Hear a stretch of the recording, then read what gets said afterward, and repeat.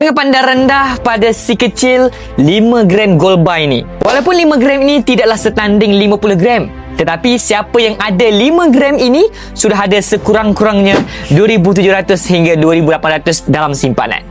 Tuan-puan, statistik menunjukkan hampir separuh rakyat Malaysia tiada simpanan walaupun RM1,000. Sebelum anda komen tentang keburukan emas, sila lihat simpanan anda. Adakah anda sudah cukup simpanan kecemasan 12 bulan? 12 bulan pendapatan?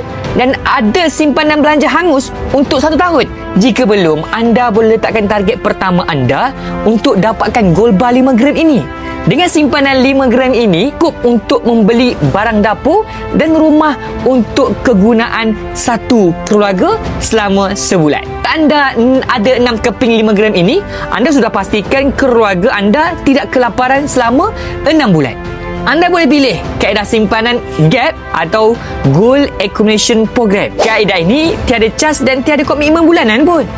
Anda hanya perlu konsisten menyimpan. Anda boleh pilih untuk simpan 1 gram sebulan dan gold bar 5 gram ini akan jadi bilik anda dalam masa 5 bulan ataupun 0.5 gram sebulan dan gold bar 5 gram ini akan jadi bilik anda dalam masa 10 bulan. Simpanan emas adalah simpanan untuk masa depan. Untuk mulakan simpanan emas bersama Public Gold, anda boleh rujuk pin video saya untuk follow 4 langkah daftar akaun Public Gold dan saya akan bimbing anda dalam cara dan langkah-langkah simpanan emas yang terbaik untuk anda.